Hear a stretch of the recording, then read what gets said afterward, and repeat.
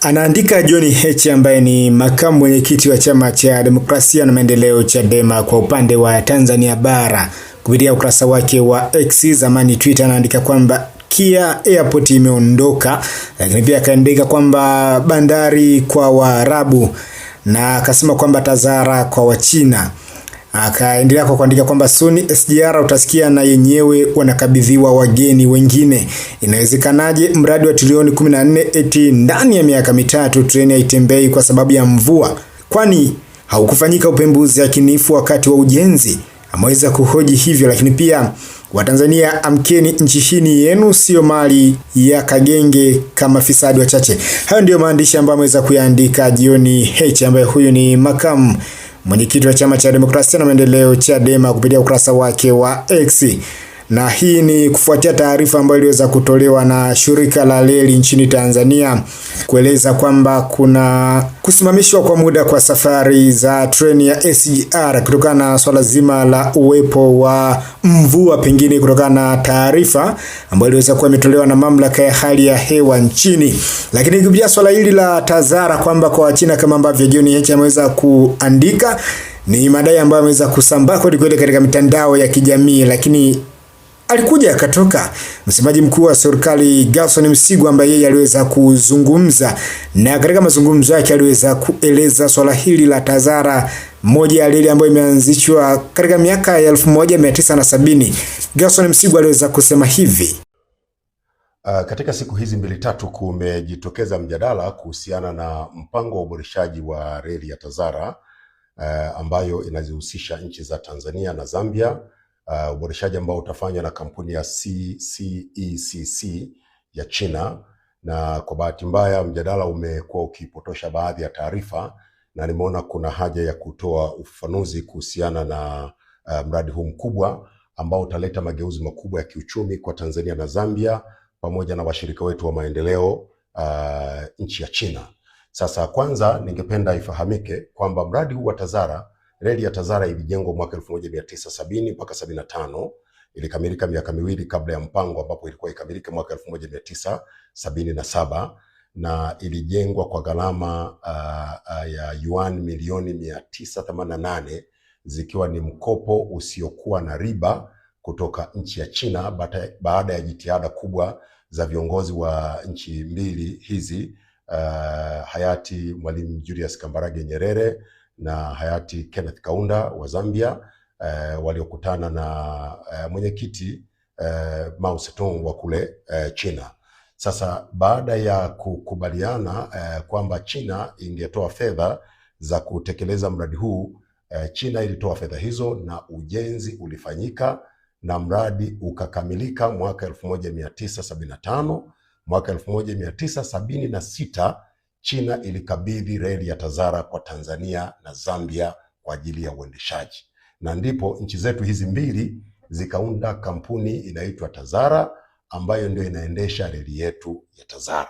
Sasa ni mradi ulikuwa namna hiyo, na uendeshaji wa kampuni hii umekuwa ukifanyika kwa ushirikiano kati ya nchi zetu hizi mbili, yani Tanzania na Zambia.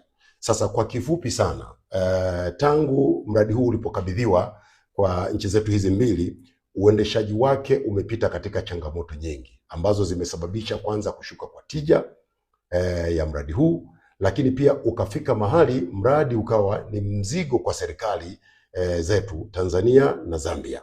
Sasa kumekuwa na jitihada mbalimbali ambazo zimefanywa kwa miaka mingi za kuhakikisha reli ya Tazara inaboreshwa. Ni jitihada ambazo kwa kifupi hazikuzaa matunda yanayotarajiwa. Kumekuwa pia na jitihada za kurudi kuzungumza na serikali ya China ili iweze kurejea na kufanya uboreshaji wa mradi huu, kwa sababu kwa Wachina utekelezaji wa mradi huu ni alama mojawapo muhimu ya ushirikiano wa kidugu na kirafiki kati ya Tanzania na China, na pia kati ya Zambia na China. Kwa hiyo Wachina wanauangalia huu mradi kama kielelezo cha urafiki na udugu wetu. Kwa hiyo kumekuwa na jitihada pia za kuzungumza na serikali ya China kuona namna gani itarejea kuboresha mradi huu. Sasa kwa muda wote majadiliano hayakufanikiwa, lakini jitihada kubwa zaidi zikafanywa kuanzia mwaka 2006 kujaribu kuzungumza na namna gani, je, wakirejea wa China watarejea kwa mtindo gani. Mazungumzo hayakuweza kufanikiwa. Miaka miwili iliyopita, mwaka juzi, Mheshimiwa Rais Dr. Samia Suluhu Hassan alikwenda kuhudhuria mkutano ambao unamkutanisha rais wa China na viongozi wa Afrika, unaitwa FOCAC. Sasa katika mkutano huu Mheshimiwa Rais alipata fursa ya kuzungumza katika kikao cha faragha na rais wa China, na katika mazungumzo yale Mheshimiwa Rais alimuomba rais wa China kwamba China irejee kuja kuboresha reli hii ili tuweze kupata faida na uwekezaji huu uwe na tija kwenye uchumi wa Tanzania, kwenye uchumi wa Zambia, na pia uongeze thamani katika shughuli zetu nyingine za kiuchumi. Kwa hivyo rais wa China alikubali, na Mheshimiwa Rais Dr. Samia Suluhu Hassan hakuishia hapo. Akatoka hapo pia akaenda kuhutubia bunge la Zambia, ambako pia alikwenda kuiomba serikali ya Zambia ikubali kushirikiana na Tanzania na kuwakaribisha wenzetu wa China waje kuboresha reli yetu ya TAZARA, kwa kuwa ni reli ambayo inatoa fursa kubwa za kiuchumi kwa Tanzania, kwa Zambia pia.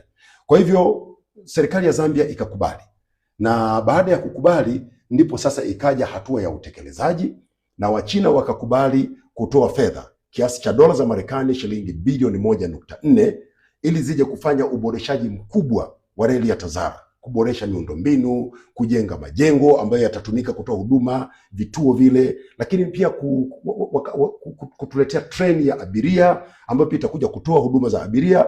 Na ikumbuke kwamba lengo kubwa la TAZARA, sawa abiria watasafiria, lakini pia mizigo hasa ndio kwenye malengo makubwa ya reli hii. Kwa hiyo wamekubali kutoa fedha hizo kiasi cha dola za Marekani bilioni 1.4 ambazo ni sawa na zaidi ya shilingi trilioni 3 na bilioni 450 za Tanzania.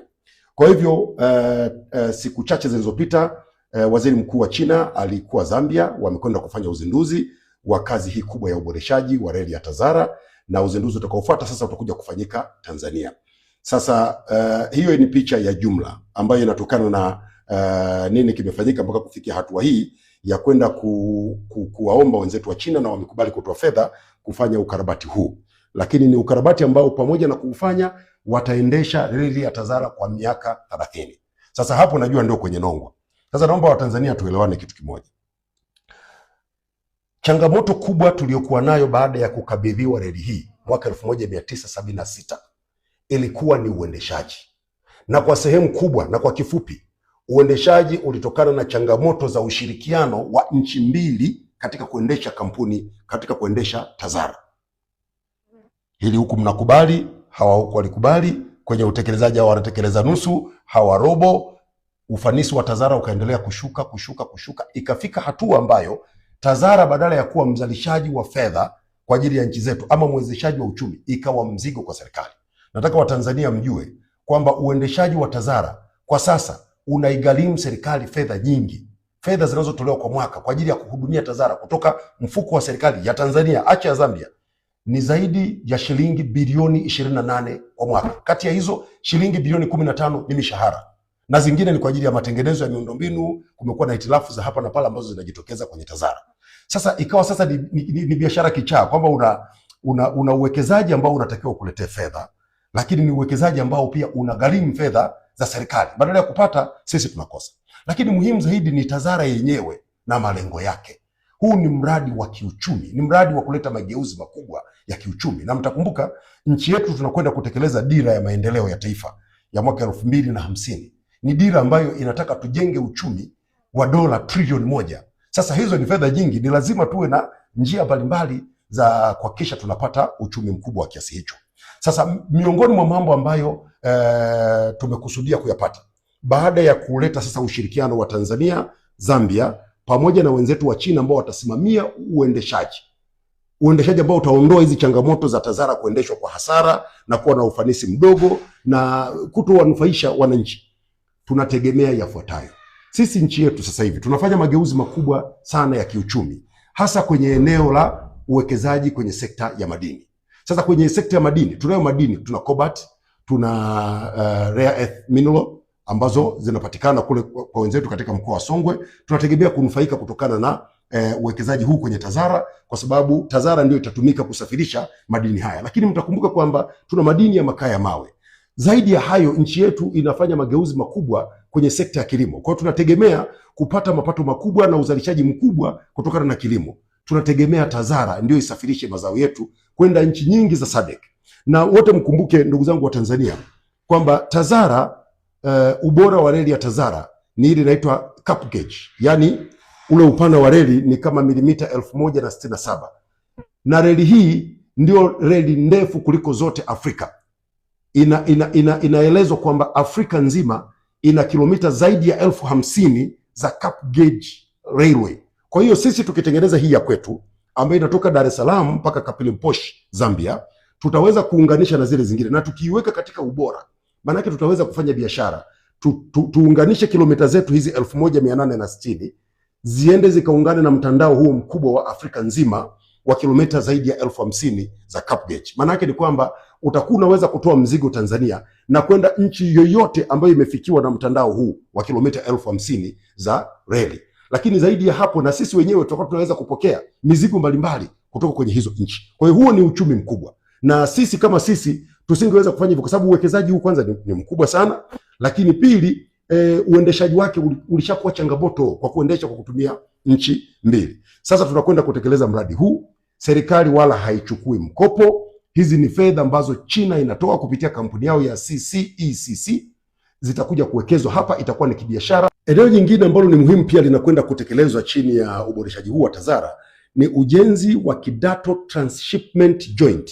Lengo lake ni moja tu, tuweze kuwa tunahamisha mizigo kutoka kwenye MGR, hii reli yetu ya kati hii ambayo inatoka Dar es Salaam mpaka Kigoma, tuweze kuwa tunahamisha mizigo kutoka kwenye MGR kwenda kwenye TAZARA. Maana yake ni nini? Maana yake ni kwamba mizigo sasa inayotoka katika maeneo ya katikati ya nchi na magharibi mwa nchi pia inaweza ikasafirishwa kwa MGR, lakini pia inaweza ikasafirishwa kwa TAZARA kwenda kwenye mtandao huo mkubwa wa zaidi ya kilomita 50,000 za reli katika nchi za SADC kama ambavyo nimeeleza. Lakini muhimu zaidi ni kwamba jitihada zote hizi zitaongeza uwezo wa TAZARA kutoka kusafirisha takriban tani 400,000 za sasa kwenda tani 2,400,000 katika kipindi cha miaka mitatu ijayo.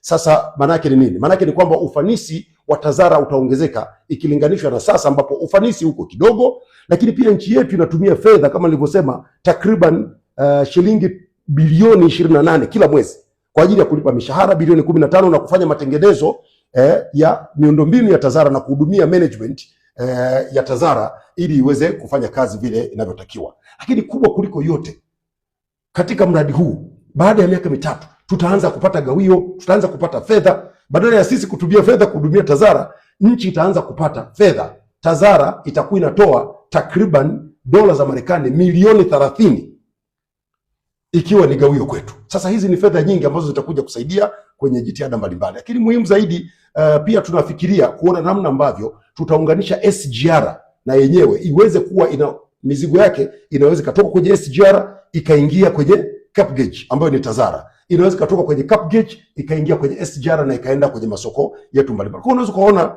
kwa picha kubwa namna ambavyo mradi huu ni mkubwa na wa kimkakati, utaleta mageuzi makubwa katika uchumi wetu, utaleta mapato makubwa kwenye nchi yetu na utaleta ustawi mkubwa sana wa jamii yetu. Na hivyo naomba Watanzania, mkiona mtu anakwenda anapotosha basi mjue kwamba ni maneno tu kama ilivyokuwa kawaida, lakini huu ni mradi wa kimkakati. Hakuna fedha ya serikali itakayotumika kwenye mradi huu, ni fedha za mwekezaji, na badala yake sisi tutakuwa tunapata fedha, na zaidi tutakuwa tumetatua changamoto kubwa ya uendeshaji wa TAZARA ambayo imetusumbua kwa muda mrefu na kusababisha tusipate tija kutokana na TAZARA. Lakini pia msisahau Watanzania, wanapokuja kuboresha TAZARA pia tutanufaika pia na ajira.